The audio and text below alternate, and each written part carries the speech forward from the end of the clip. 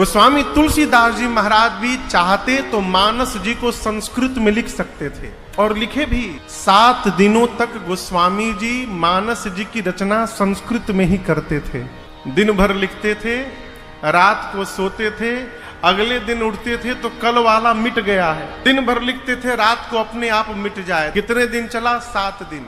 7वें दिन रात्रि में भगवान शंकर ने और मां भवानी जी ने गोस्वामी तुलसीदास जी को स्वप्न दिया और कहा, गोस्वामी जी आप मानस जी की रचना संस्कृत में न करिए, गांव की भाषा में करिए, अवधि में। क्यों? आने वाले समय में संस्कृत को समझना सबके बस की बात नहीं रह जाएगी।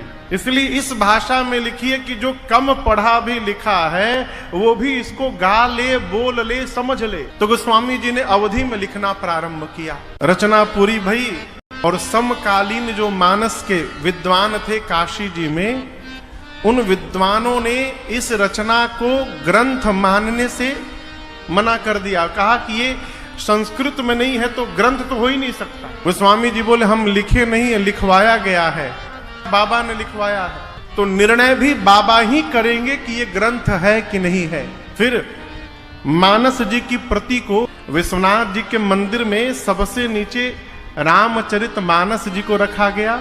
उनके ऊपर चारों वेद, पुराण, शास्त्र सभी ग्रंथ रखे गए और मंदिर का पट बंद कर दिया गया। गोस्वामी जी रात भर मंदिर के बाहर बैठे रहे और एक ही बात कहते थे, अरे बाबा राखो लाज हमारी, बाबा अब राखो लाज हमारी।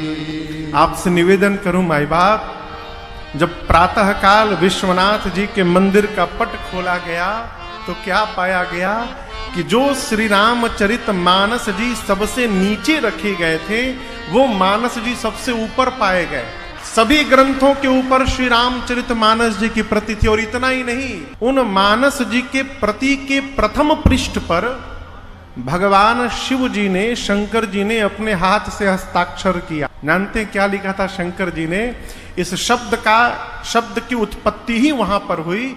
भगवान शंकर ने उस प्रति पर लिखा सत्यम शिवम सुंदरम, अर्थात इसमें जो लिखा गया है वही सत्य है। शिव का अर्थ है कल्याण,